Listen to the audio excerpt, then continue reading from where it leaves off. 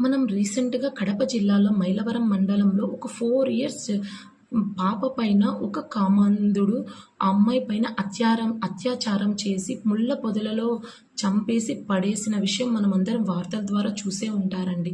అతడేంటంటే వీళ్ళు ప్రొద్దుటూరుకి చెందిన వాళ్ళు పెళ్లి విషయం అయ్యి మైలవరం మండలానికెళ్లారు. సో, అక్కడ పెళ్లిలో పిల్లలందరూ పెళ్లి మండపం బయట ఆడుకుంటున్నారులే అనుకోని వీళ్ళ పనులలో వీళ్ళు ఉన్నారండి. సో, అదే అదునుగా చూసుకున్న అక్కడికి చెందిన ఒక కామాంధుడు అమ్మాయికి బనానా ఇచ్చి అమ్మాయిని తీసుకెళ్ళేసి అమ్మాయిని అత్యాచారం చేసేసి ముళ్ళ పొదలపై పడేసి చంపేశారండి. సో, ఇలా డే బై డే ఇలాంటి కేసెస్ మనం ఎన్నో చూస్తున్నామండి.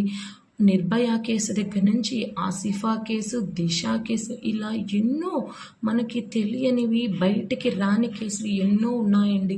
So, day by day increase అవుతున్నాయే కానీ తగ్గటం లేదండి. ఎంత కఠినమైన శిక్షలు విధించినా కూడా ఈ కామాంధులు అనేవాళ్ళు ఎక్కువ అవుతున్నారండి. సో, ఫస్ట్ ఆఫ్ ఆల్ దీనికి ఏంటంటే మన బాధ్యత ఏంటంటే మన పిల్లల్ని మనం ప్రొటెక్ట్ చేసుకోవాలండి. ఎవరిని నమ్మి ఎవరింటికి పంపించకూడదు, ఎవరింట్లోనూ మనం పెట్టకూడదు. మనతో పాటే ఉంచుకోవాలి. మన పిల్లల సంరక్షణ మన పేరెంట్స్ తప్ప ఎవ్వరు బాధ్యతగా నిర్వహించరండి. సో, ఎక్కడికెళ్ళినా పనులకెళ్ళినా ఎక్కడికెళ్ళినా మన పిల్లల్ని మనం ప్రొటెక్ట్ చేసుకోవడం మన బాధ్యత. సో, ఇలాంటి ఏమన్నా మీకు ఇష్యూస్ జరిగి ఉంటే లేదంటే ఇలాంటివి ఇంకొకటి ఏంటంటే పిల్లలకి ఇలా జరిగింటాయి. ఎవరైనా ఒక వ్యక్తి బ్యాడ్‌గా రహస్య స్థలాల్లో టచ్ చేయడం మీరు చూసుంటారు. కానీ ఏంటంటే బయటికి చెప్తే పరువు పోతుంది.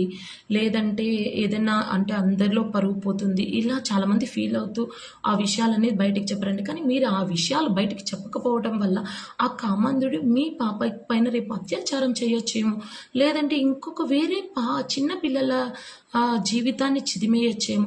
సో, ఇలాంటివి జరిగినప్పుడు మీరు వెంటనే రెస్పాండ్ అవ్వండి. కోర్టులో పోలీస్ స్టేషన్‌లో కంప్లెయింట్ ఇయ్యండి. ఈజీగా అతడికి 7 సంవత్సరాల కఠిన కారాగార శిక్ష పడుతుంది. ఒకవేళ అత్యాచారం జరిగితే 20 సంవత్సరాల కఠిన కారాగార శిక్ష, కొన్ని సందర్భాలలో మరణ శిక్ష కూడా పడుతుందండి. So, be careful everyone. ఎవరు భయపడొద్దండి. చట్టం ఉందండి. చట్టం కంపల్సరీ ప్రొటెక్ట్ చేస్తుంది. సో, ఇలాంటివన్నీ జరిగినప్పుడు వెంటనే రెస్పాండ్ అయ్యి పోలీస్ స్టేషన్‌లో కంప్లెయింట్ ఇవ్వండి. సో, ఇలాంటి వాటిపైన ఏమైనా డౌట్స్ ఉంటే నాకు పర్సనల్‌గా మెసేజ్ చేయండి.